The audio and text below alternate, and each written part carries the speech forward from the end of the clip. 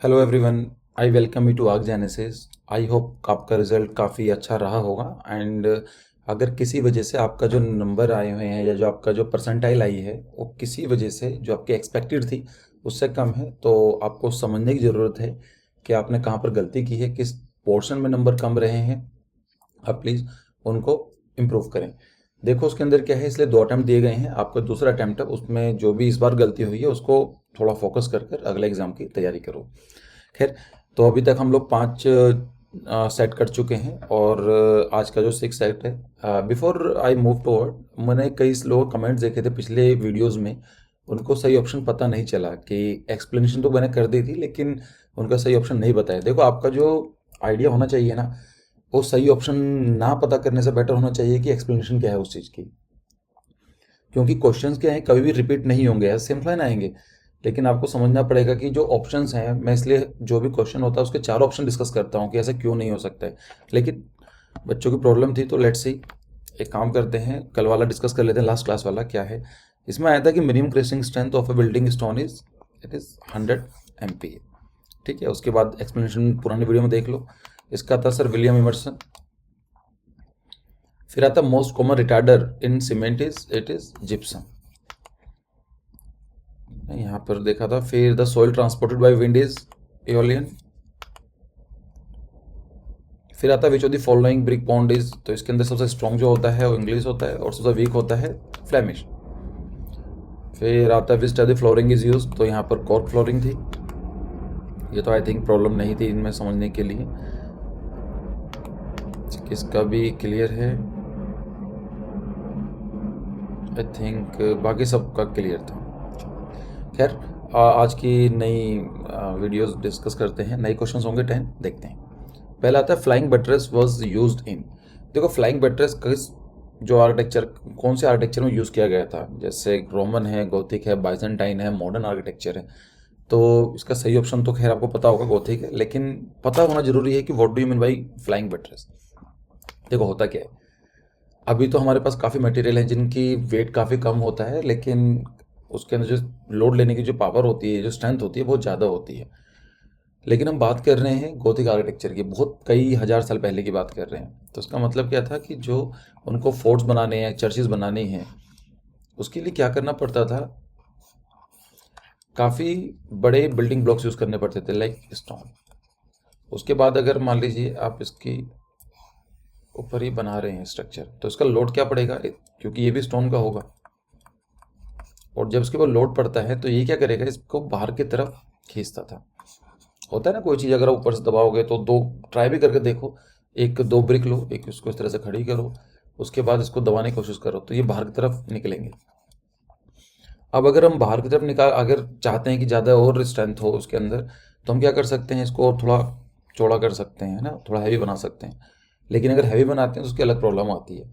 तो ये बाहर की तरफ ना निकले, एक काम किया गया था, यहाँ पर इस तरह के एक एलिमेंट बनाया गया था और अलग से दूसरी एक वॉल बना दी गई थी, सो दैट कि जो इसको सपोर्ट करने के लिए ये वाला एक एलिमेंट हो, और जो ये वाला पार्ट था इसको बोला गया फ्लाइंग बट्रेस। देखो देखो आर्किटेक्चर क्या है ना, प्रैक्टिकल डिसिप्लिन है, इसके में कुछ ऐसा फॉर्मूलेज नहीं होते हैं कि a + b² क्या होता है, कि ऐसा दिखता नहीं है ना। लेकिन आर्किटेक्चर में सब कुछ आपके सामने होता है।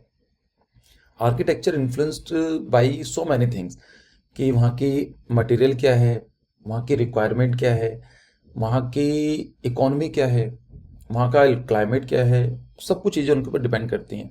अगर हम बात करें जैसे कि अगर रिक्वायरमेंट मान लीजिए कोई एक रिलीजियस बिल्डिंग बनानी है तो उसकी रिक्वायरमेंट अलग हो जाती है।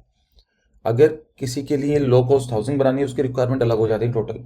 सेम चीज़ है, कहीं पर जो अवेलेबल मटेरियल है वो मिल जाता है तो उससे इसके थ्रू ज़्यादा आर्किटेक्चर होता है। लेकिन अगर हम बात करें कि जैसे अगर हम इटली का आर्किटेक्चर देखेंगे तो वहाँ पर इटालियन इटालियन जो बिल्डिंग मटेरियल वो यूज़ होता है।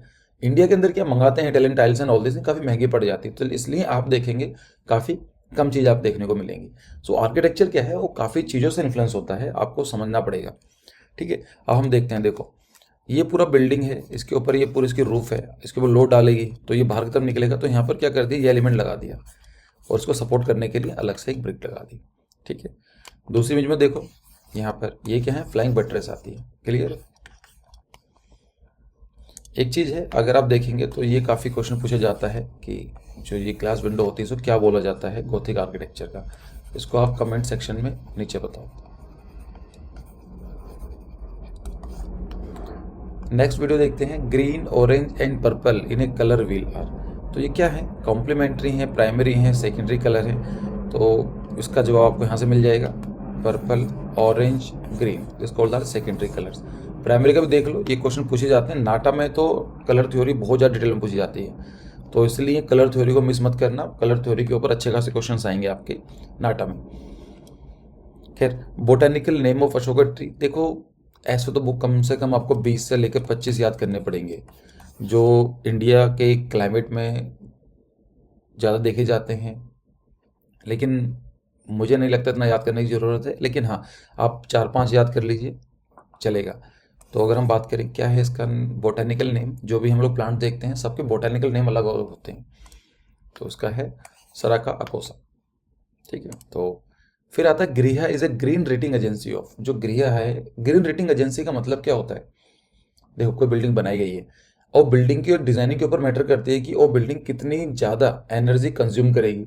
और अगर कोई बिल्डिंग ज़्यादा एनर्जी कंज्यूम करती है, इसका मतलब क्या है, उसका कार्बन फुटप्रिंट क्या होगा, एनवायरनमेंट में बहुत ज़्यादा होगा, होता है ऐसा नॉर्मली।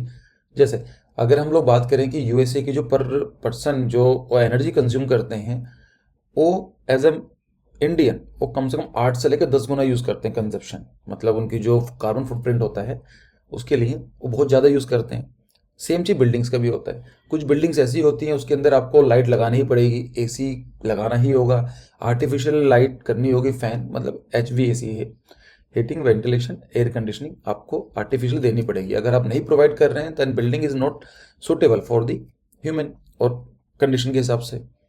तो कुछ बिल्डिंग्स ऐसी होती हैं जिनके लिए बहुत कम आर्टिफिशियल लाइट या फिर आर्टिफिशियल वेंटिलेशन की ज़रूरत होती है। ऐसी बिल्डिंग को बोला जाता है this buildings are in green buildings में कैटेगरी में आती हैं। तो ऐसी बहुत सारी ऑर्गेनाइजेशंस होती हैं, कुछ इंडिया की भी होती हैं, कुछ कंट्री की होती हैं, कुछ इंटरनेशनल भी होती हैं। तो इंटरनेशनल तो हम कभी डिस्कस करेंगे, लीड्स होती है। और इंडिया की जो है 3 आती है नॉर्मली। देखो एक होती है गृहा, तो ये इसका सही ऑप्शन क्या होगा, इंडिया हो गया। तो इसके अंदर अगर हम बात करें और क्या होती हैं, IGBC, और एक होता है BEE, bureau of energy efficiency. तो इन तीनों को याद कर लेना, these are the green rating, these 3 are the green rating agencies in India, ठीक है, जो रैंक करती है कौन सी बिल्डिंग कितनी ज़्यादा ग्रीन है। ग्रीन का मतलब समझ रहे हो, हरा भरा नहीं है, ग्रीन का मतलब होता है कि एनर्जी सेव कर रही है बिल्डिंग, ठीक है। तो इसमें याद रखना, गृहा याद कर लो, IGBC याद कर लो, Indian green building council, question पूछा जाता है, फुल फॉर्म पूछी जाएगी आपसे। और तीसरा होता है BEE, bureau of energy efficiency. कौन कौन सी मिनिस्ट्रीज में आती हैं इतना आपको याद करने की जरूरत नहीं है, लेकिन अब इतना काम कर लो। Bringing architecture to the next level एक बुक थी, किसने लिखी थी, तो उसका सही ऑप्शन है, इसमें तो आपको रट्टा ही मारना है, मारिया लॉरेन लेमन ने लिखी गई थी। उन्होंने क्या बताया था कि according to that person, Maria Lauren Lemon के हिसाब से, कि जो अर्बनाइजेशन होगा ना, क्योंकि इन फ्यूचर क्या है देख रहे हैं आप, पूरी दुनिया के अंदर अर्बनाइजेशन स्टार्ट हो चुका है, बहुत पहले से हुआ है। It is started from London, उसके बाद यूरोपियन कंट्रीज में गया, दैट इज फ्रांस, फिर जर्मनी, फिर अमेरिका के साथ साथ चल रहा था। अमेरिका का जर्मनी से पहले हुआ था लेकिन साथ साथ चल रहा था। इंडिया में स्टार्ट होता है 90s, 60s, 70s के बाद अर्बनाइजेशन स्टार्ट हो रही है। इंडिया की जो अर्बन पॉपुलेशन है इट इज़ 31.4%, 30.4%, ठीक है। मैं फिर से बता देता हूँ, आपकी जो अर्बन पॉपुलेशन है इंडिया में वो है 30.4%, और जो रूरल है वो आप सब 69.6%। तो अगर हम इसको लेते हैं 30% इंडिया की पॉपुलेशन अर्बन एरिया में रहती है, शहरी में एरिया में रहती है, और बाकी जो 70% पॉपुलेशन है वो जो पॉपुलेशन विलेज एरिया में रहती है। अब विलेज एरिया और अर्बन एरिया में डिफरेंस क्या है वो आपको पता करने के लिए सेंसस की डेफिनेशन देखनी पड़ेगी, वो आई थिंक मैं डिस्कस भी कर चुका हूँ पुराने वीडियोज़ में।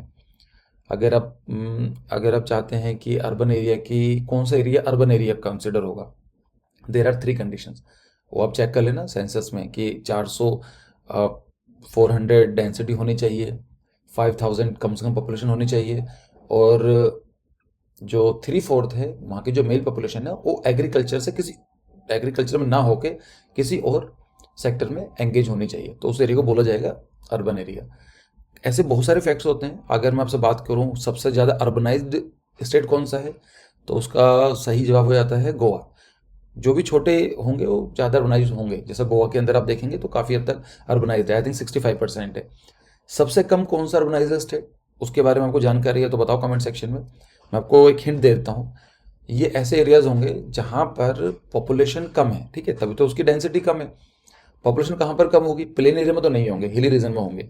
तो आपको बताना है कौन सा ऐसा हिली रीजन है, मतलब हिली स्टेट है, उसको हिली स्टेट बोलते हैं या फिर हिमालयन स्टेट बोलते हैं। टोटल इंडिया में 11 हैं, तो कौन से स्टेट के अंदर सबसे कम पॉपुलेशन देखने को मिलेगी आपको अर्बन एरिया की। आई थिंक 11% है सिर्फ वहाँ पर, 11-12 के आसपास है। उस स्टेट का नाम बताओ। तो उनका मानना था कि जैसे ही अर्बनाइजेशन स्टार्ट होगी तो उसमें कई सारी प्रॉब्लम्स आने वाली हैं, तो उन प्रॉब्लम को सॉल्व करने की जो बात की गई है इस बुक में बात की गई है। You will discover how to solve the 6 greatest design challenge that hinder all architect. ठीक है, चलो फिर नेक्स्ट क्वेश्चन देखते हैं। एक आता है यूनिट ऑफ ल्यूमिनस इंटेंसिटीज। तो इसमें तो सिंपल याद ही करना है आपको। इसके आगे कैंडेला, तो उसके बाकी मैंने सब डाल दिया है यहाँ पर, तो इन सबको भी याद कर लेना। लेंथ की क्या है, मास की क्या है, timing, electric current, thermodynamics, temperature, luminous intensity और अमाउंट ऑफ सब्सटेंसेस। ठीक है, सब्सटेंसेस, तो इन सबको देख लो, याद कर लो इनकी यूनिट क्या होती है, कोई पूछा जा सकता है। एक होता है the term organic architecture was coined bye. Organic architecture जो वर्ड है वो किसने कॉइन किया था, चार्ल्स कोरिया, डैनियल बर्हम, FLW या ली कॉर्बुजियर। ऑर्गेनिक आर्किटेक्चर का मतलब क्या होता है, देखो हमारी जो यूनिवर्स है ना, जो हमारा नेचर है, वो कभी भी स्ट्रेट लाइंस में या एजेस में काम नहीं करता है। अगर आप नेचुरल कोई भी चीज़ देखेंगे तो आपको ऐसा कुछ एज देखने को नहीं मिलेगी कि इस तरह से आपको सीधी स्ट्रेट लाइन मिल जाएगी, ऐसा कभी नहीं मिलेगी। चाहे आप एक प्लांट देख लीजिए, चाहे कोई भी इन्वायरमेंट देख लो, चाहे कोई बायोम देख लो, चाहे कोई भी स्पीसीज देख लो, अपने आप को भी देखोगे तो देन यू विल सी कि जो हमारी कोई भी बॉडी का ऐसा पार्ट नहीं है जो काफ़ी स्ट्रेट हो, है ना, थोड़ा बहुत इसमें कभी ऐसा काम नहीं होता है ऑर्गेनिक में।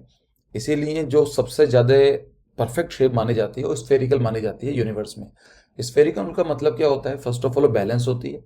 अभी पूरी यूनिवर्स के अंदर most of things are symmetrical. चाहे प्लांट देखेंगे तो प्लांट का लेफ्ट वाला पार्ट राइट वाला पार्ट बैलेंस करेगा, आपका जो फेस है वो भी बराबर है। ऐसे सेम चीज़ नॉर्मली क्या होती है, जो मिरर इमेज होती है, सिमेट्री होती है, वो परफेक्ट मानी जाती है। तो अगर हम स्फेरिकल लेंगे तो एक तो first of all perfect symmetry भी है, और एक सिमेट्री एक एक्सिस से नहीं है, there can be infinite axis जहाँ पर वो होती है। और इसी के पीछे एक रीज़न दिया जाता है कि जो हमारे प्लैनेट्स हैं जो यूनिवर्स में, चाहे अर्थ हो, सोलर सिस्टम हो, वो स्फेरिकल हैं, क्योंकि जो स्फेरिकल जो शेप होती है it is the most perfect shape. ठीक है, तो ऑर्गेनिक आर्किटेक्चर का मतलब क्या होता है, ऐसे बहुत सारे आर्किटेक्ट्स रहे हैं जिन लोगों ने इसको एडवोकेट किया है कि आप कोई बिल्डिंग बना रहे हो नेचर के हार्मनी के साथ बनानी चाहिए। ऐसा नहीं है कि नेचर तो बहुत लाइंस में प्ले करता है और आपने एक ऐसी बिल्डिंग बना दी, एजेस निकली हुई हैं, उसके कॉर्नर्स निकले हुए हैं, तो इस तरह से। तो अगर हम बात करें ऑर्गेनिक आर्किटेक्चर क्या होता है, वो कुछ ऐसा देखने को मिलता है, आपको इन्वायरमेंट के साथ एकदम से जाके अलाइन रहता है और उसके अंदर आपको कुछ ऐसा डिफरेंट देखने को नहीं मिलेगा।